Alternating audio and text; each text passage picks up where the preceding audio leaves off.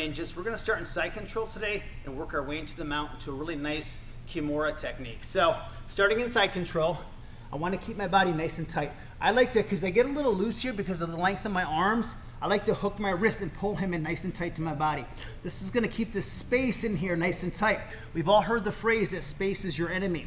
Space is not the enemy. Your inability to manage space is the enemy. So in this position here, I want to stay as tight as I can and manage the space. I want to fill in every single gap. I don't want to look down and see any air or space where he can maneuver his head. So I'm nice and tight here. Now I'm going to drive my chest forward and my head down.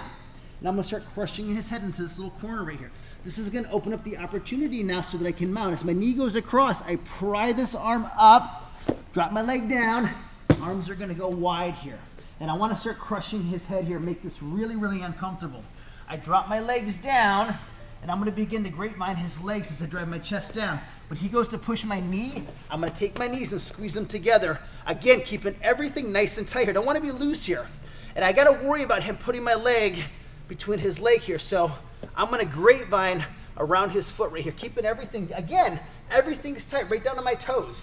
I push the arm off as I lock here. Now watch.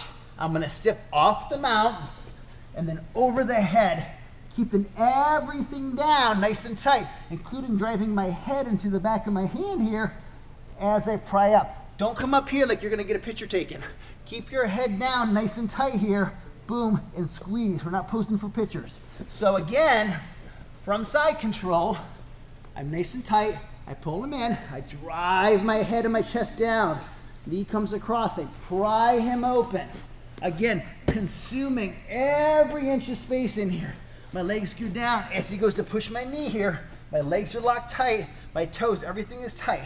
I pry it off. I step, come over the head, consuming all the space. Elbows on the floor, head down as I drive up. Now watch, we'll do a little variation on this now. This one's pretty cool. So I'm in side control. Now as I go to progress into the mount, same game as before. As he goes for my knee over here, watch this. As I hook the leg here and start to pry off, I'm going to step my other leg over the head here. And I'm going to begin to sit right on his chest right here. And I can apply my Kimura lock right from here. Look at the leverage. Boom, it's scary. So one more time. The cool thing with this move is when I first pick this one up, here, I push the knee. When I first picked this one up, I actually saw a 6-year-old doing this move. He was here, and he stepped that leg up, and I was like, wow, that's pretty crazy. And then boom, right here. So if we're open to all realities, it doesn't matter if it's a 6-year-old or a 60-year-old or a 40-year-old, we can learn from everyone. So again, I'm prying him open. I'm getting into that mount. I'm going after that arm. Now watch. To get my body to move, you're going to feel like you have trouble picking up that left leg. Drive your head to the floor. That'll give you leverage. And then boom, we're right here. Now look, if he starts to defend, or I can change gears, I pulled across my hip. My leg comes across. And then boom, look where we are. Boom, omoplata. So again, one more time. From side control. Again, consuming the space in here. Everything is nice and tight. Working my way into the mount. Prying it open. Boom, chest is down. He starts to attack. I lock it up.